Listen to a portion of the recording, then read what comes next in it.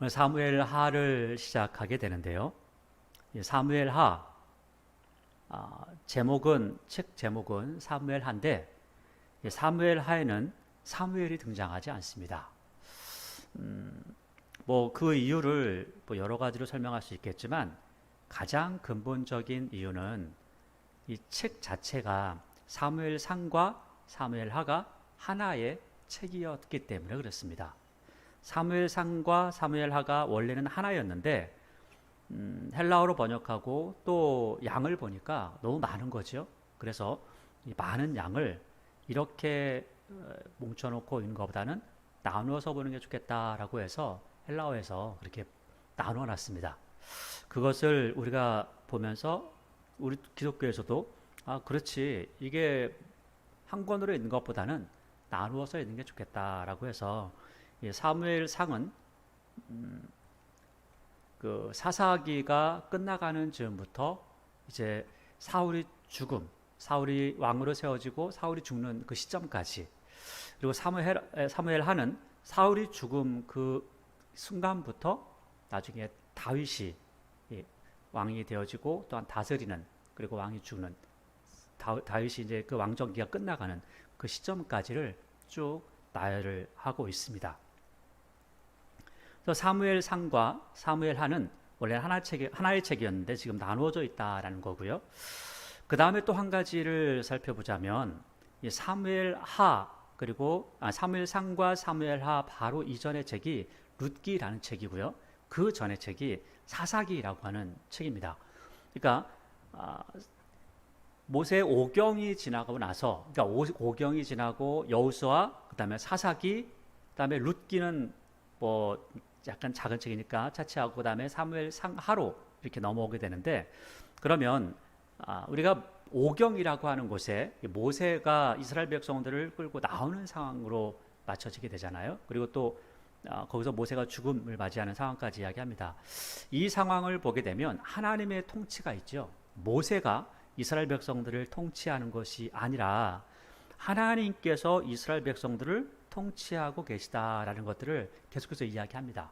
그리고 또 여호수아도 마찬가지로 가서 하나하나 차지하고 또 그리고 땅을 나누는 모든 과정들을 보게 되면 하나님 앞에 묻는 과정들을 늘 이야기합니다. 그래서 여호수아도 마찬가지로 보니까 지금 여호수아가 통치를 했다라는 것이 아니라 여호수아는 중간의 입장이고 하나님께서 말씀하신 대로 여호수아가 행했던 모습을 이야기하는구나.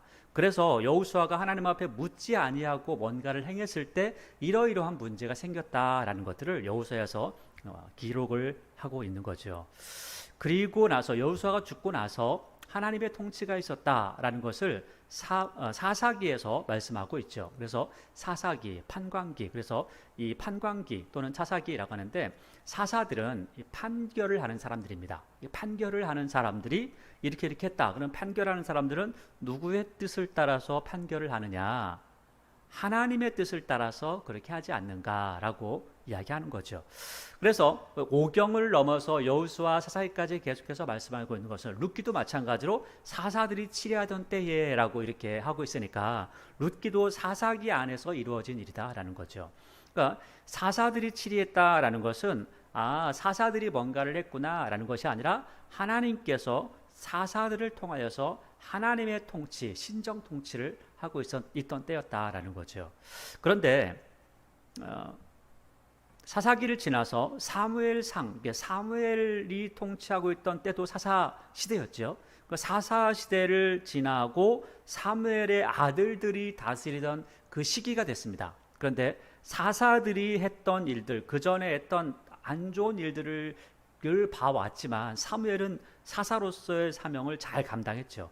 잘 감당했는데 그 아들들이 너무 배고파서 그랬는지 아니면 지위가 높다고 자기 거라고 생각했는지는 잘 모르겠지만 그들이 뇌물을 받습니다. 뇌물을 받는 모습을 보고 사람들이 이렇게 요구를 하죠. 하나님, 우리에게 왕이 필요합니다. 하나님, 우리에게 왕이 있어야 됩니다. 다른 나라처럼 우리도 왕이 있어야 되겠습니다. 하나님께서는 내가 왕인데? 라고 말씀하셔도 소용없는 거죠. 그래서 결국 이 모습을 보는 사무엘은 불같이 화를 냈지만 하나님께서는 이렇게 말씀하시죠. 야, 너 버린 거 아니야. 나를 버린 거야. 그러니까 왕을 주자라고 하면서 주신 왕이 사울이라고 하는 왕이었습니다. 사울이라고 하는 왕을 주시고 나서 사울은 이제 신정 통치를 하는 것이 끝나고 왕정 통치가 되는 거죠. 그럼에도 불구하고 처음에는 하나님께 여쭙습니다. 하나님 어떻게 될까요? 그러니까 그래 이렇게 이렇게 해라 라고 하죠. 그런데 곧 얼마 지나지 않아서 하나님 앞에 묻기를 그치고 자기의 생각대로 해나가는 것을 볼 수 있습니다. 그러니까 사울이라는 사람이 한 40년 정도의 통치 기간이 있었으니까 성경은 사울이 왕이 되고 나서 2년 후에 이런 일이 있었다라고 하면서 그때부터 벌써 엇나가는 모습을 이야기하고 있죠. 그러니까 왕정 통치가 실로 진짜 왕정 통치가 시작이 되었다는 겁니다. 그 전에는 사사기까지는 신정 통치였고요. 근데 이 신정 통치를 통해서 중간에 있던 이 사사들 중에 뇌물을 받는 사람이 생기다 보니까 결국 왕이 새롭게 생겨나게 되는 거죠. 근데 왕이 처음에는 하나님의 뜻을 따라서 행했기 때문에 실제로 왕은 있지만 그 왕이 뭔가 일을 하는 것이 아니라 하나님의 뜻을 받아서 왕이 뭔가를 실행하는 거였습니다. 그런데 이제는 이 사울은 하나님의 뜻을 따르지 않죠. 그러니까 하나님의 뜻을 따르지 않으면서 하나님을 무시하니까 하나님께서 말씀하시기를 야, 네가 나를 무시했잖아. 나도 너를 무시할 거야. 네가 나를 경멸했지. 내가 너를 경멸할 거다라고 하면서 하나님의 뜻을 말씀하고 있습니다. 그래서 나중에는 사울이 하나님 앞에 묻는다고 묻지만 하나님께서 대답하지 않으십니다. 전혀 대답하지 않죠. 응답하지 않습니다. 이것이 사울의 정치였습니다. 하나님의 뜻을 따르지 않고 자기의 뜻, 자기의 생각대로 통치했던 사람, 그것이 바로 사울의 통치였다는 거죠. 근데 오늘 사무엘 하를 오면서 이제는 사울이 죽고 다윗의 통치가 시작되어집니다. 우리가 사무엘 하를 쭉 살펴보면서 다윗이 무엇을 어떻게 행하는가를 쭉 볼 수 있을 겁니다. 근데 먼저 이렇게 다윗이 어떤 일을 했는지, 어떻게 하나님의 뜻을 따랐는지를 보게 되면 그 뒤의 내용들을 읽는데 훨씬 더 쉽게 이해가 될 겁니다. 사울은 하나님의 통치를 받지 않는다라고 했죠. 자기의 생각대로 한다고 그랬죠. 그런데 항상 사울의 언어 속에는 누가 등장하죠? 하나님이 등장합니다. 하나님께서 내게 복 주시길 원한다. 하나님께서 너를 사랑하신다. 하나님께서 너를 통해서 일하신다. 뭐 하나님 어쩌고 저쩌고 하면서 늘 그런 말이 들어갑니다. 그럼에도 불구하고 하나님의 뜻이 결국 사울을 통해서 이루어지지는 않는 것을 볼 수가 있다는 거죠. 그래서 우리가 기독교인으로서 하나님을 섬긴다 하지만 하나님을 섬긴다 하면서 하나님의 그 이름을 가지고 뭔가를 하는 것 같지만 실제로는 하나님의 뜻에 순종하지 않는 사람이 있고요. 하나님의 이름을 뭔가 말하지 않지만 삶으로서 보여주는 사람이 있다는 겁니다. 그게 바로 오늘 그 사울 같은 사람이 하나님을 이야기하지만 하나님의 뜻을 따르지 않는 사람이라는 거죠. 근데 다윗은 그렇지 않습니다. 여러분 다윗의 평생을 보면 몇몇 실수하는 부분들이 있습니다. 실제로 그렇게 실수하면서 하나님 앞에 엄청나게 두들겨 맞습니다. 다른 사람에 비해서 만약에 사울이 그런 정도 실수한 것 가지고는 하나님께서 그렇게 책망하거나 그에게 매를 대거나 그러지는 않습니다. 그런데 다윗은요 하나님 앞에 엄청나게 두들겨 맞습니다. 하나님 앞에 굉장히 큰 사랑을 받는 사람이라고 하는데도 불구하고 어찌 보면 사울보다도 하나님 앞에 많이 받고 있습니다. 그러한 것을 보면 우리가 히브리서 말씀을 이해할 수가 있죠. 참 아들에게, 진짜 아들에게는 매를 대는 것이다. 그게 바로 하나님의 사랑이다 라고 말씀을 하고 있는 부분이죠. 다윗은 처음 시작할 때부터 왕이 되기 이전부터 하나님의 뜻을 늘 여쭙습니다. 하나님 제가 어떻게 할까요? 하나님 제가 전쟁을 할까요? 하나님 제가 따라갈까요? 하나님 제가 죽일까요? 하나님 어떻게 할까요? 다 묻습니다. 몇 번은 묻지 않고 죄를 짓는 경우가 있습니다. 그것 때문에 아주 호되게 매를 맞고 다시 또 하나님 앞에 돌아와서 엄청나게 회개하는 모습도 보게 되죠. 그러나 그러한 몇 가지의 죄가 있지만 그럼에도 불구하고 다윗은 처음부터 그 마지막까지 하는 일을 보면 하나님 앞에 늘 묻고 그리고 하나님의 뜻이 무엇인지 그것을 이루고자 하는 모습을 볼 수가 있다는 겁니다. 자, 여러분 하나님의 뜻을 따른다는 것은 어떤 의미가 있는지 조금 살펴봤으면 좋겠습니다. 사울이 하나님의 뜻을 따르지 않았고요. 다윗이 하나님의 뜻을 따랐다고 했습니다. 여러분, 사울이 욕심 있는 사람은 아니었습니다. 왜냐하면 사울이 욕심이 있었다면 자기의 왕궁을 엄청나게 크게 짓고 자기의 업적을 엄청나게 크게 부각시키면서 자기의 나라를 만들어 갔을 겁니다. 그런데도 불구하고 우리가 사울의 삶을 보면 실제로 그렇지 않았던 모습을 볼 수가 있고요. 처음 하나님께서 사울을 세우셨을 때도 그저 농사짓는 일을 집중했던 사람이 사울이라는 사람이었습니다.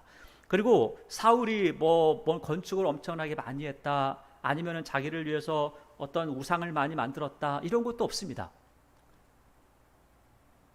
그럼에도 불구하고 자신의 뜻을 따랐죠. 자기가 하고 싶은 대로 했습니다.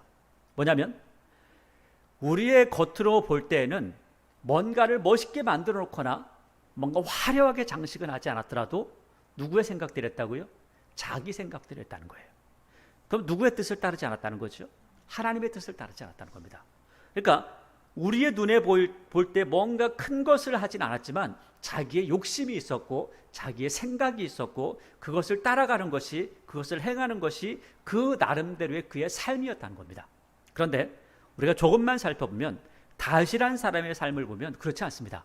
다윗은요, 처음부터 끝까지 누구의 뜻을 따라요? 하나님의 뜻을 따르고 있습니다. 다윗의 가장 하고 싶었던 일이 하나가 있었습니다. 하나님의 성전을 짓는 거였죠. 하나님의 성전을 짓는 것조차도 하나님께서 허락하지 않으시니까 하지 않습니다. 솔로몬이 성전을 지었다고요? 실제로 모든 준비는 다윗이 다 해놨습니다. 그래서 솔로몬은요, 짓기만 한 겁니다. 준비는 아버지가 다 해놓은 거죠. 자, 이렇게 본다면 하나님의 성전을 짓는 것조차도 자기의 욕심대로 하지 않고 하나님의 뜻을 따르는 모습이었다면 그의 삶 가운데 욕심이 많이 있었을까요? 자기의 뜻을 따르고자 달려가는 모습이 있었을까요? 자기가 하고 싶은 일을 위해서 하나님을 이용했을까요? 자기가 뭔가를 이루기 위해서 누군가를 이용해서 그 뜻을 이뤄가고 그것이 자신의 전리품인 양 자랑하고 있었을까요? 그렇지 않습니다. 다윗은 욕심이 없었다는 거죠. 욕심이 없었다는 것은 권력욕도 없었다는 것이고 하나님께서 나에게 주신 자리이기 때문에 그 자리에서 내가 할 일을 행할 뿐이지 하나님의 종으로서 하나님의 뜻을 따라가는 것이 내 임무지 내 자신을 드러내고 내가 이런저런 일을 해야 되겠다라고 하는 그러한 생각도 그러한 욕심도 없었다는 겁니다. 그게 바로 다윗의 삶이었다는 거죠. 그렇게 본다면 오늘 사무엘하를 읽으면서 다윗이 어떤 사람이었나, 다윗이 이렇게 욕심이 없는 사람이었구나. 때로는 엇나가서 하나님 앞에 엄청나게 두들겨 맞고 돌아오지만 그럼에도 불구하고 자기의 욕심을 위해서 또 달려가거나 또 그 일을 하거나 그러지는 않았구나라는 것들을 볼 수가 있습니다. 자, 이렇게 본다면 우리의 삶은 어떻게 될까? 우리의 욕심은 어떻게 될까라는 것들을 살펴볼 수 있죠. 골로새서 3장에서는 이렇게 말씀하고 있죠. 우리가 우리 마음에 가진 탐심, 그 탐심 자체가 우상숭배다라고 말하고 있습니다. 자, 그러면 다윗이라는 사람은 탐심이 없었다는 거죠. 자기의 욕심을 위해서 자기의 인생을 다른 사람들에게, 아니 후대에 뭔가 자랑하기 위해서 내놓은 것이 아니라, 내놓을 만한 것을 만든 것이 아니라 하나님의 뜻이 무엇입니까? 그것만을 위해서 달려가는 사람이었다는 겁니다. 놀라운 것은요, 그러한 일을 했던, 욕심 없이 달려갔던, 자기의 뜻을 이루려고 노력하지 않았던 다윗인데 하나님께서는 그 사람에 대해서 내 마음에 딱 맞는다, 내 마음에 합한 자다라고 말씀을 하고 있고, 자기의 욕심을 따라가지 않았는데 세상 모든 사람들에게 다윗 같은 사람이면 돼 라고 하는 거죠. 우리는요, 다윗을 보면서 아유, 다윗 참 못된 짓 했구만 라고 생각이 드는 경우도 있습니다. 그러나 하나님께서는 그 모습을 아심에도 불구하고 다윗은 내 마음에 합한 자다라고 말씀하고 있고, 또 존경받을 만한 인물로 우리에게 알려주고 있다는 겁니다. 자, 사무엘하 처음 시작을 하죠. 1장 1절을 보니까 사울이 죽은 후에라고 하죠. 우리가 여호수아서를 볼 때는 모세가 죽은 후에라고 하고, 사사기는 여호수아가 죽은 후에라고 시작하죠. 그다음에 사무엘 하에서는 사울이 죽은 후에라고 이렇게 말씀하고 있습니다. 그러니까 사울이 죽은 다음에 어떠한 일이 있었는가라는 것들을 이야기하죠. 우리가 지난주에 사울이 어떻게 죽었는지를 다 살펴보았죠. 자, 그러면 이제는 사울이 죽은 후에 어떤 일들이 있었는가, 그리고 이 사울의 죽음의 모습을 다윗이 어떻게 평가를 하고 있는가에 대해서 살펴보도록 하겠습니다. 1절을 보니까 사울이 죽은 후에 다윗이 아말렉 사람을 쳐 죽이고 돌아와. 이 아말렉 사람을 쳐 죽였다라는 것을 우리가 사무엘상에서 쭉 살펴보았죠. 시글락에서 머물고 있는데 그 600명의 사람들이 그 시글락을 쳤던 아말렉 사람들을 쫓아가서 다 쳐 죽이고 그리고 다시 돌아왔다라고 하는 이야기를 하는 겁니다. 다윗이 시글락에서 이틀을 머물더니, 그러니까 이틀을 머물렀는데 그 다윗은 시글락성을 친 그 아말렉 사람들을 죽여서 따라가서 전쟁을 했고, 또 그 시간에 블레 사람들은 이스라엘과 전쟁을 했다라는 것들을 이야기하는 거죠. 그래서 이틀이 지나고 나니까 3일에 그 2절에 사흘째 되던 날 한 사람이 사울의 진영에서 나왔는데, 그 사울의 진영에서 달려왔다는 거예요. 그의 옷은 찢어졌고 머리에는 흙이 있더라. 그가 다윗에게 나와 땅에 엎드려 절하매. 자, 머리에 흙이 있다. 다윗에게 나와 엎드려 절했다. 그러니까 다윗이 말을 하죠. 너 어디서 왔냐? 하니까 대답하되 이스라엘 진영에서 도망하여 왔나이다 하니라. 이스라엘 진영에서 도망갔다는 거죠. 그러니까 다윗은 궁금한 겁니다. 왜냐하면 자신이 지금 전쟁에 참여를 하지 않았지만 지금 이스라엘과 블레셋이 어떻게 됐는지 굉장히 궁금한 거죠. 다윗은 지금 거기 전쟁에 참여를 하지 않았지만 다윗은 그래도 이스라엘이 이기를 바라는 것이 다윗의 마음이겠죠. 3절에 다윗이 그에게 묻는 거죠. 모르니까 이스라엘 진영에서 도망갔습니다 하니까 다윗은 굉장히 궁금한 겁니다. 야, 어떻게 됐어? 어떻게 됐어? 바로 묻는 거죠. 4절에 다윗이 그에게 이르되 일이 어떻게 되었느냐? 그는 너는 내게 말하라. 그가 대답하되 군사가 전쟁 중에 도망가기도 하였고 무리 중에 엎드려서 죽은 자도 많았고, 그러니까 도망 다니고 사람 죽고 해가지고 우리가 망했습니다, 졌습니다 라고 하는 거죠. 그러면서 사울과 그의 아들 요나단도 죽었나이다 하는지라. 자, 이렇게 1절부터 4절까지 이야기를 쭉 듣다가 다윗이 정신이 나가버렸어요. 왜냐하면 첫째, 사울이 죽었다.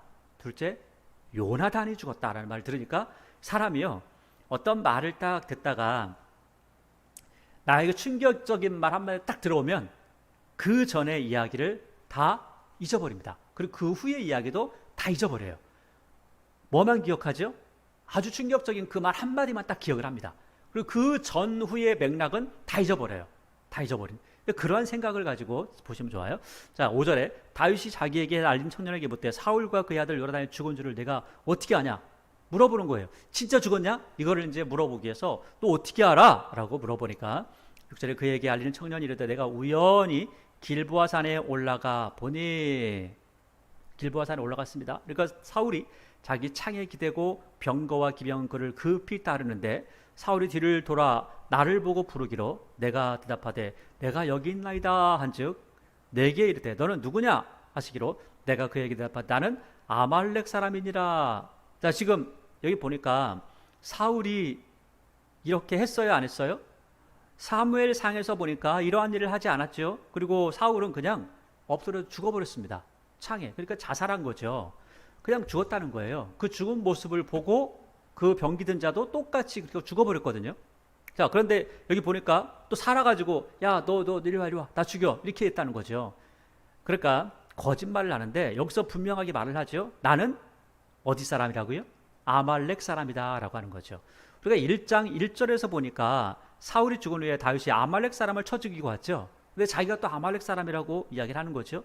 9절에 또 내게 이르시되 내 목숨이 아직 내게 완전히 있으므로 내게 완전히 있다. 나 완전 지금 건강하다. 완전 나 지금 도망갈 수 있다. 그렇죠? 내가 고통 중에 있나니 청하거든 내 곁에서 나를 죽이라 하시기로 그가 엎드러진 후에 살 수 없는 줄을 내가 알고 그의 곁에 서서 죽이고 그의 머리에 있는 왕관과 팔에 있는 고리를 벗겨서 내 주께로 가져왔나이다 하니라. 그러니까 지금 죽여서 내가 왕관하고 고리 모든 장신구를 다 벗겨가지고 가지고 왔습니다 라고 하는 거예요. 자, 보니까 진짜 이 사람이 사울 옆에서 그 죽은 모습을 보고 그리고 가져왔다는 거예요. 근데 그 안에 거짓말을 살짝 보탰죠. 왜냐하면 자기가 다윗에게 뭔가 받을 수 있겠지라고 하는 생각을 가지고 하는 겁니다. 11절에 보니까 이에 다윗이 자기 옷을 잡아 찢음에 함께 있는 모든 사람도 그리하고, 다윗이 지금 왜 이렇게 이야기할까요? 얘가 말하는 거 보니까 진짜 죽었네. 그리고 보니까 그 증거로 왕관하고 모든 금부치 같은 걸 가져왔잖아요. 그걸 보고 나서 진짜 죽었구나. 그러면서 옷을 찢고 함께 있는 사람도 모든 사람도 그리하고, 그러니까 지금 이스라엘이 졌다는 것, 지금 사울이 죽었다는 것도 슬프지만 이스라엘이 졌구나, 이스라엘이 망했구나 라고 하는 그 모습이 사람들의 마음을 굉장히 슬프게 하는 거죠. 그래서 12절에 사울과 그의 아들 요나단과 여호와의 백성과 이스라엘 족속이 칼의 죽음으로 말미암아 저녁 때까지 슬퍼하여 울며 금식하니라. 아마 이러한 모습을 쭉 살펴봤던 이 아말렉 사람은 깜짝 놀랐을 거예요. 이게 뭐야? 이게 뭐야? 나는 이 사람들이 지금 잔치할 줄 알았는데, 소를 잡을 줄 알았는데 이게 뭐지? 라고 하면서 깜짝 놀랐을 겁니다. 그때까지 금식을 했죠. 13절에 다윗이 그 소식을 전한 청년에게 다시 묻죠. 너는 어디 사람이냐? 아니, 어디 사람인지 몰라요, 알아요? 알죠? 그런데 좀 전에 이야기했죠. 너무 충격적인 소식을 들으면 앞뒤의 이야기를 다 잊어버린다는 거예요. 그러니까 또 묻는 거예요. 너 어디 사람이? 너 어디 사람이라고 그랬지? 하니까 나는 아말렉 사람 곧 외국인의 아들입니다 하니까 다윗이 그에게 이르되 내가 어찌하여 손을 들어 여호와의 기름 부음 받은 자를 죽이기를 두려워하지 아니하느냐 하고 사람을 부르죠. 그리고 죽여라 합니다. 자, 보세요. 이 모습을 보면 다윗이 사울을 죽일 수 있는 기회가 있었어요, 없었어요?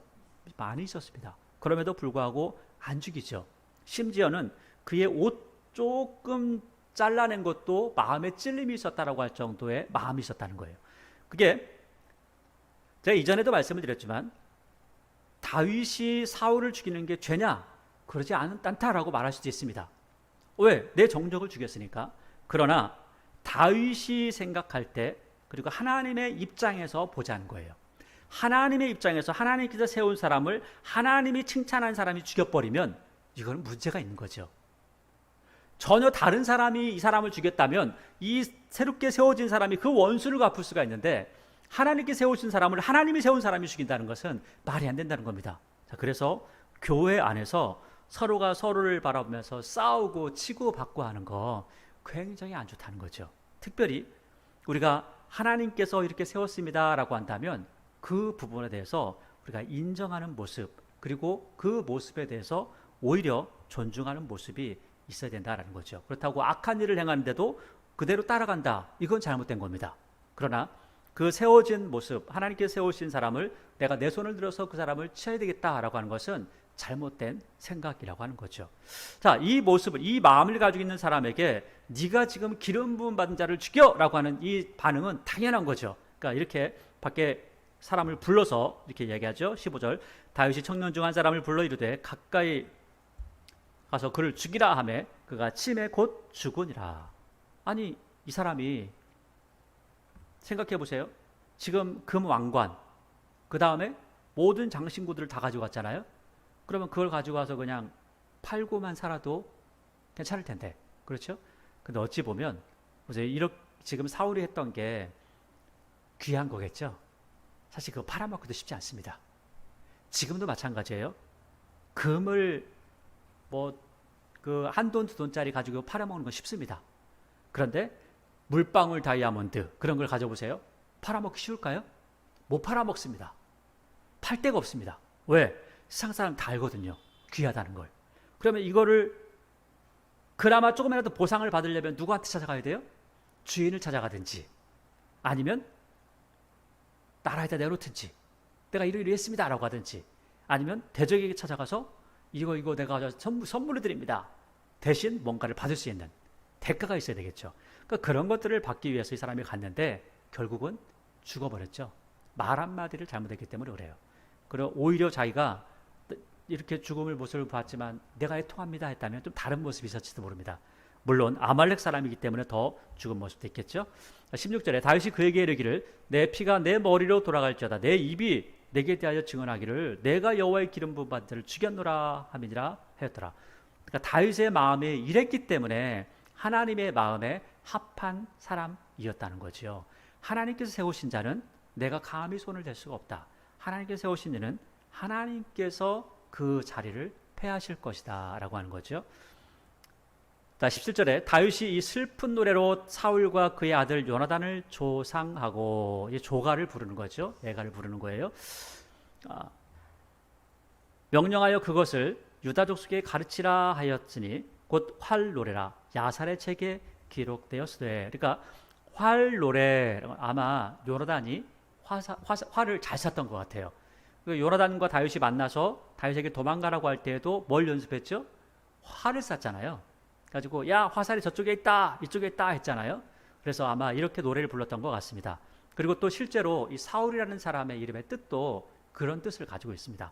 그러니까 이 야살의 책에 있는데, 그 야살의 책이라는 것은 지금까지 남아있지 않지만 야살의 책에 있는 것을 사무엘 하에다 집어넣었다라고 하는, 편집했다라고 하는 걸 이야기를 하고 있는 거죠. 19절에 보니까 이렇게 이제 조가를 부르는 거죠. 이스라엘아, 내 영광이 산 위에서 죽임을 당하였도다. 자, 내 영광이라는 것은 너의 왕이라고 하는 거죠. 내 왕이. 그 왕이라고 하는 것은 영광으로 이렇게 표현을 한 거죠. 오라, 두 용사가 엎드러졌도다. 그러니까 사울과 요나단을 들어서 두 용사 이렇게 이야기합니다. 이 일을 가드에도 알리지 말며, 아니 벌써 알고 있을 텐데, 그죠? 그런데도 알리지 말라는 거예요. 아스글론 거리에도 전파하지 말지어다. 이게 다 블레셋 사람들이죠. 블레셋 사람들의 딸들이 즐거워할까, 할례받지 못한 자의 딸들이 개가를 부를까 염려함이로다. 이런 노래를 만들어서 부르라는 거예요. 여러분, 왜 이런 노래를 불러서 만들어서 부르라고 할까요? 그 이유는 이것은 노래를 부르게 되면 오랫동안 기억이 되기 때문에 그렇습니다. 여러분들이 어릴 때 배웠던 노래는요, 그리고 또 노래로 배웠던 거는 특별히 다 잊어버리지 않습니다. 그러나 노래가 아니라 그냥 대충 외웠던 것들은 잊어버리게 됩니다. 그래서 노래를 부르는 거죠. 그래서 21절, 길보아 산들아, 길보아 산이라고 하지 않고 산들아 이렇게 하죠. 그러니까 길보아의 산이 봉우리가 몇 개가 있는 거죠. 그래서 산들아, 너희 위에 이슬과 비가 내리지 아니하며 재물을 낼 밭도 없을지어다. 거기서 두 용사의 방패가 버림받음이니라. 곧 사울의 방패가 기름부음을 받지 아니함같이 됨이니라. 죽은 자의 피에서 용사의 기름에서 요나단의 활이 뒤로 물러나지 아니하였으며 사울의 칼이 헛되이 돌아오지 아니하였도다. 사울과 요나단이 생전에 사랑스럽고 아름다운 자이더니 죽을 때에도 서로 떠나지 아니하였도다. 그들은 독수리보다 빠르고 사자보다 강하였도다. 실제로 여러분, 그 다윗의 정적이 사울이었거든요. 물론 요나단은 다윗을 굉장히 위로했던 사람이지만 사울은 정적이었습니다. 그럼에도 불구하고 이제 죽은 사람에 대해서 공격하고, 야, 사울 이런 엉뚱한 짓 하더니 잘 죽었다라고 이야기하는 것이 아니라 그를 조상하고 오히려 그를 위로하고 또 사람들에게 그의 업적을 널리 퍼뜨리는 모습을 볼 수가 있죠. 참 대단한 모습입니다. 사울이 그 다윗을 공격했지 실제로 이 통치하는 모습이나 이런 부분들은 어느 정도는 잘했던 부분도 있었던 것 같습니다. 자, 24절 보니까 이스라엘 딸들아, 사울을 슬퍼하며 울지어다. 그가 붉은 옷으로 너희에게 화려하게 입혔고 금노리개로 너희 옷에 채웠도다. 그러니까 통치를 잘했다라고 칭찬을 하는 거죠. 자, 오라, 두 용사가 전쟁 중에 엎드러졌도다. 요나단이 내 산 위에서 죽임을 당하였도다. 내 형 요나단이여. 그러니까 결국 이 마지막에 이렇게 이야기하는 거죠. 나는 요나단이 그립다라고 하는 거죠. 요나단이여, 내가 그대를 애통하는 그 이유가 있는데 그대는 내게 심히 아름다움이라. 그 아름다운 이유가 뭐냐면 그대가 나를 사랑함이 기하여 여인의 사랑보다 더하였도다. 남자들 간의 그 우애인데 굉장히 큰 우애가 있었다는 거예요. 그래서 너무너무 사랑했다는 거죠. 그래서 여인의 사랑보다 더했다. 그 엄청난 사랑을 요나단을 통해서 받고 살았다. 근데 실제로 우리가 생각해 보면 이 요나단이라는 사람이 가졌던 생각이, 나는 괜찮아. 나는 왕이 되지 않아도 괜찮아. 네가 왕이 될 거야. 걱정하지 마. 그러니까 자기의 것을 다윗에게 다 주고도 아깝다 하지 않을 정도의 마음이 있었다는 거죠. 사랑하는 마음이 없었다면, 그를 아끼는 마음이 없었다면 그런 생각은 절대 나올 수가 없는 거죠. 27절에 오라, 두 용사가 엎드러졌으며 싸우는 무기가 망하였도다 하였더라. 이렇게 조가를 불러서 이거를 노래로 만들어 사람들에게 계속해서 부르게 만들었다는 거죠. 이전에 2장에 보니까 그 후에 다윗이 여호와께 여쭈어 이르되 내가 유다 한 성읍으로 올라가리이까. 아하, 대단하죠? 여기 보니까 다윗이 지금 당연히 사울이 죽었으니까 당연히 올라가는 게 맞잖아요. 그런데도 불구하고 누구한테 여쭤요? 하나님께 여쭙습니다. 내가 유다 성읍으로 올라갈까요? 라고 하는 거예요. 자, 보세요. 지금 다윗이 왕은 되지 않았지만 그럼에도 불구하고 다윗은 이제 다윗 마음대로 할 수 있는 입장이 됐잖아요. 올라가도 아무 문제가 없는. 그런데도 불구하고 다윗은 어떻게 해요? 하나님, 제가 어떻게 할까요? 올라갈까요? 라고 묻습니다. 자, 보세요. 이런 모습을 보면서 이것은 왕정 통치가 아니라 신정 통치라는 거예요. 하나님의 뜻을 따르는 다윗의 모습이라는 거죠. 지금 나도 올라가고 싶지만 하나님께서 올라가라고 하지 않으면 올라가지 않겠습니다. 나는 가지 않고 싶지만 하나님께서 가라 하면 내가 가겠습니다 라는 게 다윗의 삶이었다는 거죠. 여호와께서 이르시되 올라가라. 다윗이 이르되 어디로 가리까? 이르시되 헤브론으로 갈지어다. 다윗이 그 두 아내 이스라엘 여인 아히노암과 갈멜 사람 나발에 하나 했던 아비가일을 데리고 그리로 올라갈 때에 또 자기와 함께한 추종자들과 그들의 가족들을 다윗이 다 데리고 못 데리고 올라가서 헤브론 각 성읍에 살게 하니라. 유다 사람들이 와서, 보세요. 4절을 보니까 누가 와서요?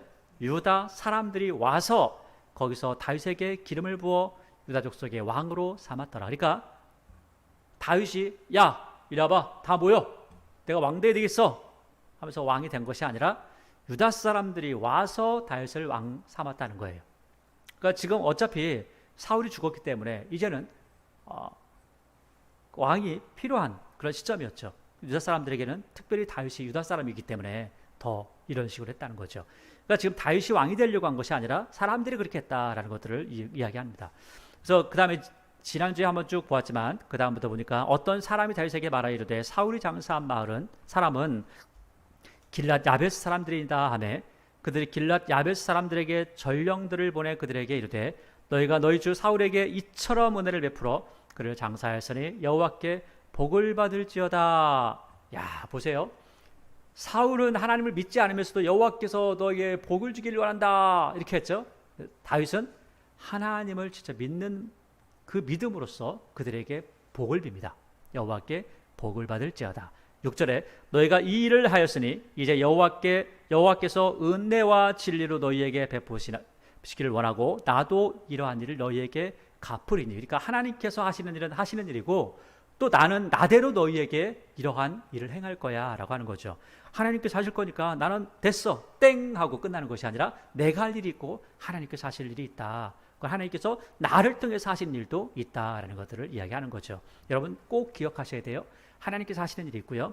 여러분들을 통해서 하시는 일이 있고 여러분들이 해야 될 일이 꼭 있다는 겁니다. 그러니까 하나님께서 하실 거니까 나는 기도만 하고 땡 이것이 아니라 기도하는 마음이 있다면 우리의 삶을 통해서 우리의 손으로 행할 일도 있다는 거죠. 7절에 이제 너희의 손을 강하게 하고 담대히 할지어다. 너희 주 사울이 죽었고 또 유다 족속이 내게 기름을 부어 그들의 왕으로 삼았음이라 하니라. 7절의 내용을 이야기하면서 이렇게 이야기하죠. 유다 사람들이 유다 족속이 내게 기름을 부었어. 내가 하려고 하는 게 아니라 내가 그렇게 한사코 만류해도 그들이 그렇게 해버리네. 나 지금 사울이 죽은 것이 잘 됐어 해서 왕이 된 게 아니라 이러이러한 상황들이 있단다라는 것들을 설명을 해주는 거죠. 8절에 사울이 군사령관 넬의 아들 아브넬이 이미 사울의 아들 이스봇을 데리고 마하나미로 건너가 길랏과 이슬과 이스라엘 에브라임과 베냐민과 곧 이스라엘 왕으로 삼았더라. 사울의 아들 이스보셋이 이스라엘 왕이 될 때 나이가 40세죠. 40세 왕이 됐습니다. 2해 동안 왕이 있으니라. 그러니까 2년 동안 왕하고 죽었다라는 거죠. 그러니까 2년 동안 왕하고 죽었고 2년이 지난 다음에는 다윗이 전체를 다스리는 왕이 되어버리는 거죠. 자, 유다 족속은 다윗을 따르니 다윗이 헤브론에서 유다 족속의 왕이 된 날수는 7년 6개월이다. 그러니까 지금 이스보셋은 2년 동안 했고 다윗은 7년 6개월. 그러니까 그 시간이 좀 차이가 있는 거죠. 그러니까 왕이 되고 한 것도 시간이 좀 지나서 이렇게 세워지지 않았는가라는 생각을 하게 됩니다. 왜냐하면 7년 6개월이라는 시간과 2년이라는 시간이 많이 떠 있잖아요. 그래서 이 시간을 아마 약간의 그 차이가 시간이 차이가 좀 있었던 것 같아요. 12절에 넬의 아들 아브넬과 사울의 아들 이스보셋이 신복들을 마하나임에서 나와 기브온에 이르고 스라의 아들 요압과 다윗의 신복들도 나와 기브온 목가에서 그들을 만나 함께 있으니 이는 못 이쪽이요 그는 못 저쪽이라 서로가 양쪽에서 진을 치고 있는 거죠. 그리고 전쟁을 하자라고 하는 겁니다.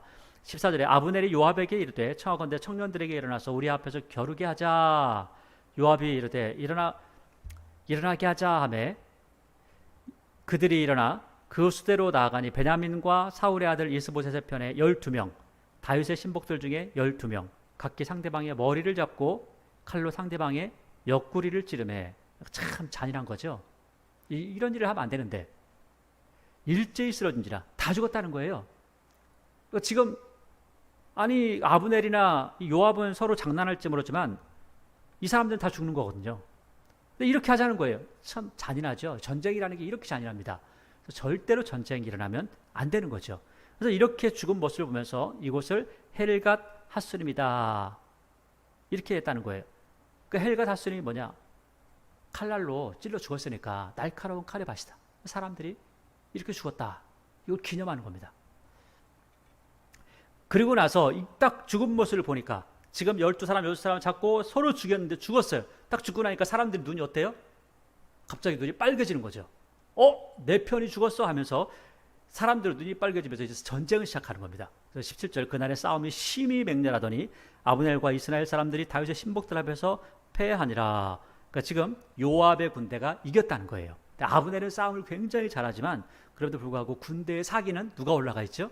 지금 다윗의 군대가 훨씬 더 사기가 있다는 거죠. 18절 그곳에 스루야의 세 아들 요압과 아비새와 아사엘이 있었는데 아사엘의 발은 들로로같이 빠르더라. 그러니까 아사엘은 달리기를 엄청 잘하는 거예요.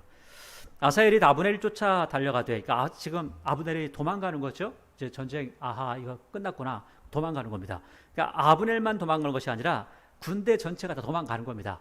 자, 그런데 도망갈 때는 쫓지 않는 겁니다. 왜냐하면 도망이라는 것은 여러 가지 이유가 있어요. 복병을 세워놓고 도망가는 경우도 있고 진짜 도망가는 경우도 있고 또 계획하에 뭔가 생각하고 도망가는 경우도 있거든요. 도망가는 적은 쫓지 않는 겁니다. 그런데 쫓아갑니다. 아브넬의 뒤를 쫓으니 60절에 아브넬이 뒤를 돌아보며 이르되 아사엘아 너는 대답하라. 나로라. 아브넬이 그에게 이르되 너는 왼쪽으로나 오른쪽으로 가서 우리 편 중에 하나 청년 하나를 붙잡아가지고 그의 군복을 빼앗아라. 그러니까 죽이라는 거죠. 실제로 뭐 그렇게 표현하지 않지만 죽여가지고 군복 빼앗아가지고 가져가. 나를 죽인다고 또 쫓아오냐 이렇게 하는 거죠. 아사엘이 그렇게 하기를 원하지 아니하고 그를 뒤를 쫓으매 아브넬이 다시 아사엘에게 이르되 너는 나 쫓기를 그치라. 내가 너를 쳐서 땅에 엎드러지게 할 까닭이 무엇이냐. 그렇게 하면 내가 어떻게 내 형 요압을 대면하겠느냐 하되. 그러니까 요압하고 다 알고 그리고 또 이 장수끼리 또 지금 너네 형이 이거잖아. 다 알고 있는 거죠. 그러니까 이렇게 하니까 23절에 그가 물러가기를 거절하며 그러니까 달리기를 엄청 잘했던 것 같아요. 그러니까 아브넬은 싸움은 잘하는데 달리기를 좀 못했던 것 같아요.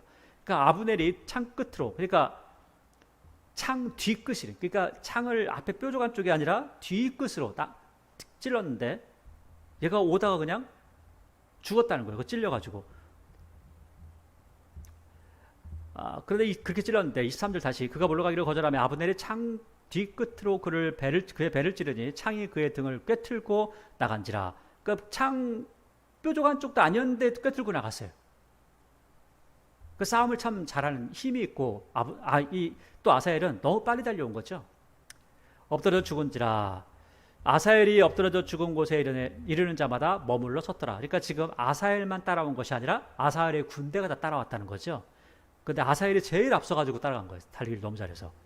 14절 요압과 아비새가 아브넬의 뒤를 쫓아 기브온 거친 땅의 길가 기아 맞은편 암마산에 이를 때 해가 졌고 베냐민 족속은 함께 모여 아브넬을 따라 한 무리를 이루고 작은 산 꼭대기에 섰더라. 이게 딱 도망가서 이제는 어느 한쪽에 딱 서 있는 거예요. 서 있으니까 아브넬이 요압에게 외쳐 이르되 칼이 영원히 사람을 상하겠느냐. 마침내 참혹한 일이 생길 줄 알지 못하느냐. 내가 언제 무리에게 그의 형제 쫓기를 그치라 명령하겠느냐. 너 정말 해볼래? 너 정말 해볼 거야? 너 죽고 싶어? 라고 이야기하는 거죠. 내가 정말 하면 너나 나나 같이 죽어 이렇게 얘기하는 거죠.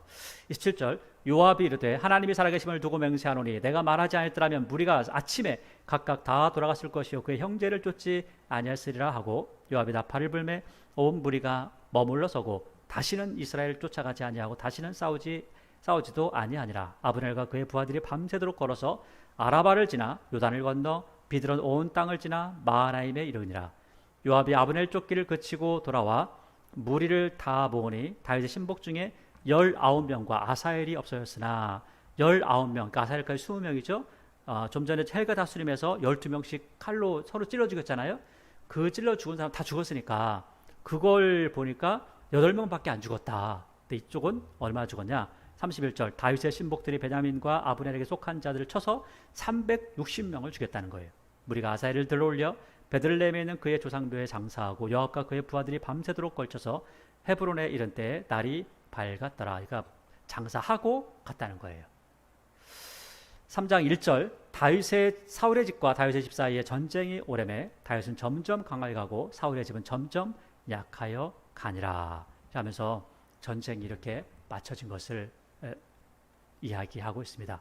오늘 사울의 군대와 다윗의 군대에 대해서 쭉 이야기합니다. 사울의 통치와 사울의 죽음 그리고 다윗의 통치와 다윗의 삶에 대해서 이야기하고 있죠. 사울은 그래하지 않았지만 다윗은 언제나 하나님의 뜻을 쫓아 살았습니다. 하나님의 뜻이 무엇인지 늘 묻는 삶이었다는 거죠. 그러한 삶 가운데 다윗은 때로 고난을 당하기도 합니다. 어쩌면 더 맞을지도 모릅니다. 그러나 끝까지 하나님 앞에 칭찬을 받고 하나님께 인정을 받은 사람이 다윗이었다는 거죠. 우리의 삶 가운데 다윗의 모습이 있기를 바랍니다. 우리는 민주주의 시대를 살고 있죠. 우리의 뜻대로 우리 생각대로 살 수 있습니다. 그러나 이때에도 항상 하나님의 뜻이 무엇인지 묻는 은혜가 있기를 바랍니다. 여러분 이렇게 하나님 앞에 묻고 하나님의 뜻을 따를 수 있는 방법 중에 하나가 가장 중요한 방법 뭐냐? 가장 우리가 할 수 있는 가장 핵심적인 방법은 하나님의 말씀에 집중하는 겁니다. 그리고 말씀이 무엇을 우리에게 요구하고 있는지를 해석할 수 있는 지혜가 있어야죠. 그 지혜는 성령께서 우리에게 허락하시는 겁니다. 우리가 기도하고 하나님을 의지하고 성령 하나님께서 우리에게 지혜 주시기를 늘 간구해야 되는 모습이 바로 이것 때문에 그렇습니다. 오늘 다윗이 그랬던 것처럼 우리의 삶 가운데도 항상 하나님 앞에 묻는 은혜가 있기를 원합니다. 그래서 하나님의 선하실 뜻을 따르기 때문에 항상 더욱더 감사와 찬양으로 하나님을 섬기는 여러분과 저의 모습이 되기를 바랍니다. 기도하겠습니다.